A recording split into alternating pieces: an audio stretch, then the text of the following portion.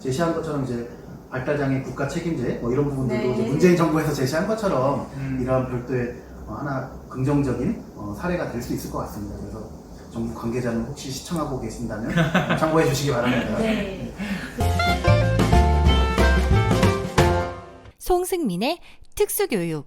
책 중에서 저도 되게 재밌게 본 것 중에 하나가 이제 선생님께서 이제 동생분을 위해서 여러 가지 지역사회 중심 기술이라고 하죠. 이제 우리 전문 용어로는. 그래서 여러 가지 뭐 자판기를 이용하거나 이런 부분 되게 재밌게 봤어요. 그래서 자세한 내용은 좀 책을 구입해서 읽어보시기 바라고.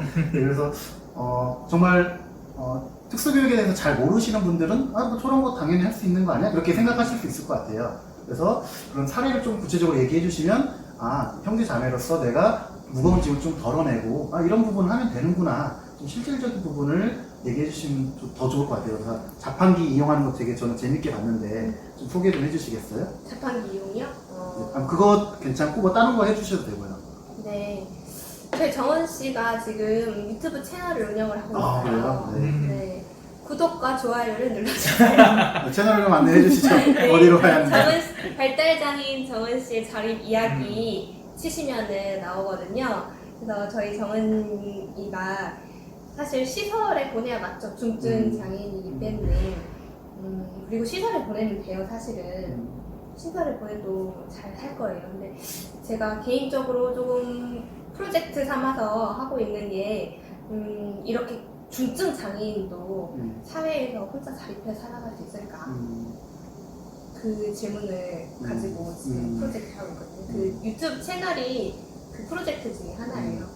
근데 굉장히 소재를 잘 선택하신 게 최근에 뭐 관련된 영상에서도 제가 정확히는 기억이 안 나는데 SK인가? 거기서 이제 아버지가 발달장애인 아버지, 실제 아버지인데 뭐 라면 끓여 먹거나 그런 거를 촬영해서 많이 사회적 이슈나 공감을 얻어내고 있더라고요. 그래서 아마 충분히 정은 씨가 그런 사회적으로 독립하거나 자립생활을 하는 데 있어서 단순히 이제 하는 것이 아니라 뭐 주변 사람들과 함께하고 공감하고 이런 부분이 많은 사람에게 공감이 될 것 같아요. 네. 그러기 위해서 사실 하고 있어요. 근데 제 혼자서 감당하기에는 사실 한 사람의 인생이 좀 무거워요. 많이 무겁고 또 저도 이제 가정을 잃었고 또 이제 나중에 아이도 생기고 하면은 사실 많은 신경을 써줄 수가 없을 거 아니에요. 근데 그럴 때를 대비해서 지금 여력이 될 때 자립을 시키기 위해서 훈련을 하고 있는 중인데요.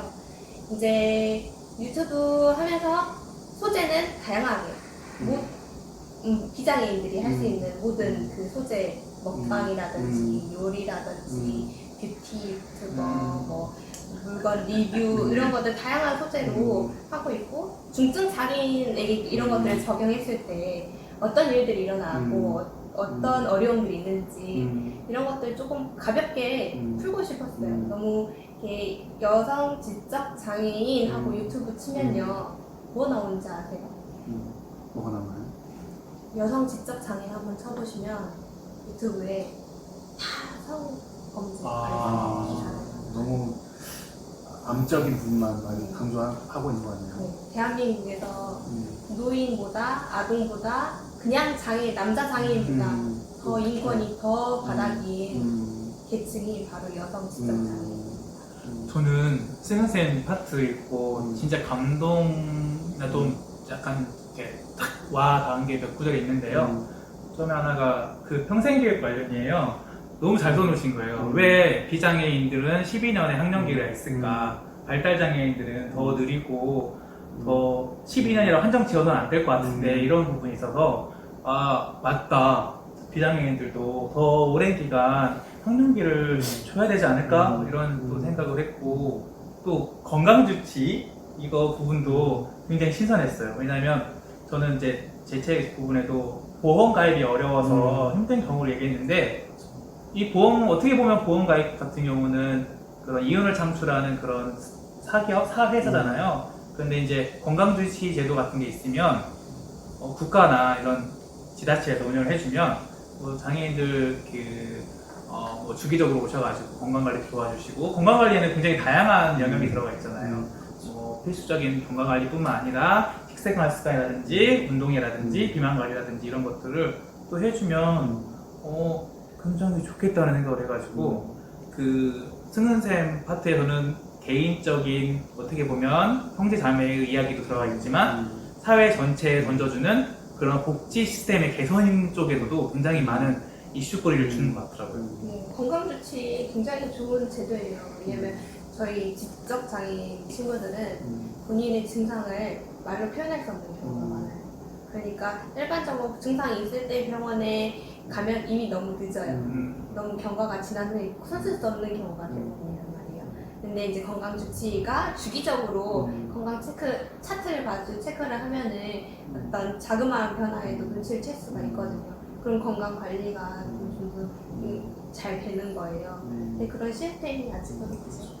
특히 뭐 예를 들어 인천시 교육청 같은 경우에는 이제 중도중복장애 학급이 별도로 있거든요. 그래서 거기는 중도중복장애 학급 연계된 아마 인하대병원이라고 얼핏 들은 것 같은데 이제 병원에 연계해서 이렇게 그 학생들을 이제 관리를 해주거든요. 그래서 사실은 우리들도 가까운 병원을 가고 싶은 것처럼 지역사회에 있는 거점 병원을 둔다거나 해서 장애 학생들이 이렇게 건강을 좀 관리하고 이런 부분들은 좀 주기적으로 사회 제도 개선으로 좀 해결해 나가야 할 부분인 것 같습니다. 그래서 제시한 것처럼 이제 발달장애 국가 책임제 뭐 이런 부분들도 네. 이제 문재인 정부에서 제시한 것처럼 이런 별도의 하나 긍정적인 사례가 될 수 있을 것 같습니다. 그래서 정부 관계자는 혹시 시청하고 계신다면 참고해 주시기 바랍니다. 네.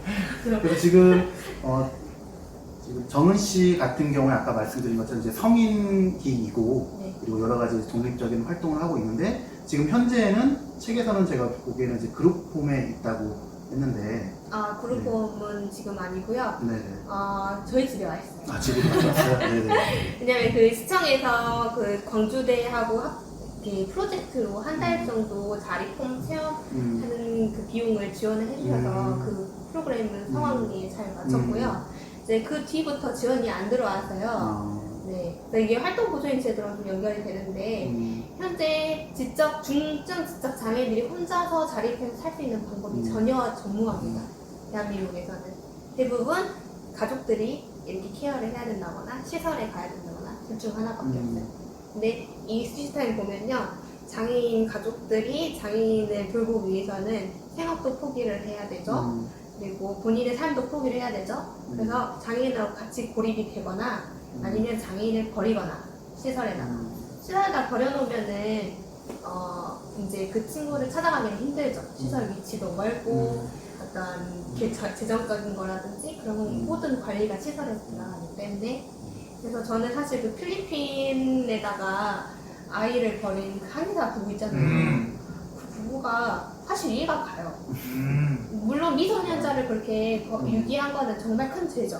하지만 사회 시스템이 이 장애인을 부모나 가족이 전담하지 않고서는 케어할 수 있는 시스템이 아직 없는 거예요. 그걸 알기 때문에 부모가 그렇게 다 잘할 수도 있었겠지만 그렇게 한 마음이 사실 좀 한편으로는 시스템이 그러하니까. 근데 그건 정말 바뀌어야 된다고 생각을 해요. 제가 원하는 시스템은 동생을 시설에 버리는 시스템이 아니라 동생 집이 있고 저도 제 집이 있고 제 가정이 있고 그러면서도 연결을 끊기지도 않으면서 서로 안전한 환경에서 교류하면서 언니 집에 가끔 와서 밥도 먹고 같이 여행도 가고 그러면서 다시 밤 되면 자기 집에 돌아가서 생활하고 이게 돼야 되는데 안 되잖아요 지금은. 그러면 활동 보조인 24시간 제도가 돼야 되거든요. 그래서 제가 시청이나 이런 데 많이 알아봤어요. 근데 24시간 활동 보조인을 쓰고 있는 사람이 광주시에만 딱 20명 있어요. 그것도 호흡기를 달고 있어야 되는 중증 뇌병변 장애인 위주로만. 그리고 지적 장애인에게는 24시간 활동 보조인 뻥 뛰어요. 뭐 움직일 수 있고 다 할 수 있는데 무슨 활동 보조인이 필요하냐. 하지만 사실 인지 능력이 안 되는데 움직이는 게 더 위험하거든요. 어떤 사고가 일어날지 모르니까 항상 지켜봐야 되는 거기 때문에 사실 인지 수준이 3살짜리 아이라고 생각을 하면 3살짜리 아이를 혼자 밤에 내버려두진 않잖아요. 그런데 아직 국가에서 복지제도나 활동 보조인 제도에서는 이런 지적장애인의 이런 특성을 이해를 못하고 있는 거죠. 그래서 무조건 움직일 수 있고 혼자 서서 다닐 수 있으면은 활동 보조인 그렇게 많이 시간 들일 수 없어요 하는 거. 그건 무슨 말이냐면 결국 너 인생 버려서 네 시간 버려서 네 생업 포기하면서 네가 중증장애인 돼봐라 이거거든. 그래서 억울합니다 사실.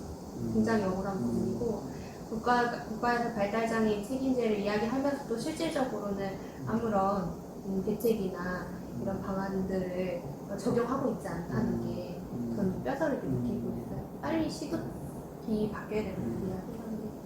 그러니까 말씀해주신 부분에서 이제 활동보조인 제도 같은 경우에 이제 장애인복지법 제53조에 장애인의 자기 결정에 의한 독립적인 생활을 위해서 활동보조인을 두고 있는데, 사실 말씀하신 것처럼 이제 실질적인 시간을 배당하기 위해서는 거의 신체적인 이동 능력을 많이 평가를 주로 하다 보니까 그런 부분, 특히 이제 지적장애인이나 발달장애 학생들에게는 좀 더 불리한 상황이고 시간이 좀 제한적인 부분이 사실인 것 같아요. 그래서 그런 부분을 좀 더 확대하면 좋을 것 같다, 그런 부분으로 이제 말씀을 해주신 것 같습니다. 그리고 여기에서도 책에서도 보니까 여러 활동보조인을 거쳐 가신 것 같더라고요. 그런데 여러 가지 이제 뭐 긍정적인 사례도 있지만 정말 이제 정은 씨를 생각해서 정말 이렇게 케어해 주시는 그런 분도 있었지만 또 반대인 사례도 많이 있었던 것 같아요. 좀 그런 에피소드, 뭐 긍정적인 부분 하나, 뭐 부정적인 부분 하나, 이렇게 에피소드 간단하게 소개 좀 해주시겠어요? 네, 이제 활동보조인 여러분이 이렇게 해주셨었는데요. 그 어떤 좋았던 활동보조인, 기억에 남는 활동보조인 중 한 분은 정은 씨를 교육을 하고 싶었던 분, 언어치료학과 다녔던 학생인데 이게 본인이 이렇게 판을 만들어요. 교육판을. 그래서 글씨를 일일이 수작업으로 이렇게 페인트지로 이렇게 꼬매가지고 글씨 모양을 다 만들어 와가지고 정은 씨를 가르치겠다고. 고환대체 의사소통을 하나 만들어내고. 네, 글을 가르치겠다고. 언어치료학과 학생이었어요. 근데 그분이 와서 정은 씨 정말 잘 돌봐주기도 했을 뿐더러 이제 본인 전공이니까 적용을 하고 싶었겠죠. 그래서 이제 그런 정성들을 봤을 때 참 마음이 뭉클하고 그런 분도 있네. 네, 되게 인상 깊었고 이제 반면에 책임감 없는 활동보조인이 있었어요. 사실 활동보조인 중에 이제 중증 지적장애인이나 발달장애인을 케어하는 활동보조인들이 가장 중요한 게 시간 개념이거든요. 이 아이가 돌아오는 시간이나 뭐 차량을 픽업하는 시간, 그 시간을 정확히 맞춰서 이렇게 공백이 없도록 해줘야 되는데, 이 활동보조인은 이제 그분도 젊은 대학생 활동보조인이셨는데 시간이 없어서 계속 늦으시는 거예요. 그래서 동생이 하교버스에서 이미 내리고 한 10분 뒤에 도착을 해요. 그러면 10분 동안 동생이 없어질 수도 있고 무슨 사고가 생길 수도 있고 그런데 개념이 없으시더라고요. 그래서 한 번 잃어버렸어요, 진짜. 학교에 내렸는데 그 동생이 없어진 거예요. 놀래서 제가 이제 일하다가 뛰어오고 이제 찾고 있는데 그 활동보조인은 저희 집 화장실 들어가서 화장실 쓰고 있더라고요. 급했나봐요. 근데 이제 계속 거짓말로 일관되게 거짓말하고 이제 늦게 오고 이런 것 때문에 결국은 이제 그만두게 됐는데 활동보조인 이용할 때 그런 문제들이 많이 있다고 뉴스 보도도 나오고 하더라고요. 이제 말씀해주신 부분에서 보통 이제 장애 학생이 이제 특수학교에 다닐 경우에 여러 가지 편의 시설을 제공을 하는데 이제 학교 버스를 이용하는 것 같아요. 그런데 이제 당연히 이제 탈 때 내릴 때 당연히 이제 보조를 해야겠죠. 그런데 그런 경우에 예를 들어서 정은 씨가 내렸는데 그것을 같이 집까지, 집 앞까지 학교가 버스가 가는 경우는 이렇게 드무니까 예를 들어서 집 근처에서 내리고 걸어갈 때 굉장히 그런 경우에 다른 곳으로 간다고 하면 굉장히 큰 문제가 되겠죠. 그래서 많이 또 놀라셨을 것 같아요. 네. 네. 많았어요. 네. 그래서 활동 보조에 대해서 좀 전반적으로 얘기해 주신 것 같습니다. 그래서 시간을 지금 현재는 몇 시간 정도 배당받고 있어요? 지금 최대한 쭉쭉쭉 늘려서 198시간을 198시간. 있고요. 사실 저희가 24시간 쓰려면 계산해보니까 한 달 720시간이에요. 근데 이제 센터 다니는 시간을 제외한다면 적어도 500시간 정도는 필요한데 198시간 쓰고 있으니까 한참 못 따라. 허겁지겁. 198시간 중에서 어떤 활동을 주로 활동을 하는지 좀 얘기해 주시겠어요? 주로 이제 활동 보조인께서 오전 중에 제가 출근을 하고 나면 이제 비니까 오전중에 와서 동생이 아침에 다솜 주간보호센터 다솜 다 말했고 주간보호센터 다니는데 거기 갈 준비해 주시고 센터에 보내주시고 이제 오후에는 센터에 돌아왔을 때 받아서 4시간 정도 따로 원룸을 지금 마련해놨어요. 그러니까 자립할 수 있는 그 공간으로 거기에서 이제 같이 밥 해먹고 씻고 쉬다가 이렇게 오게끔 이렇게 하는 역할을 하고 계시거든요. 그래서 이제 주말에 한 번씩 저희가 일이 있을 때 선생님께서 한 8시간 정도 와서 데리고 야외 활동 가시거나 이런 식으로 사용하고 있습니다. 아침 저녁으로 많이 사용하고 있습니다.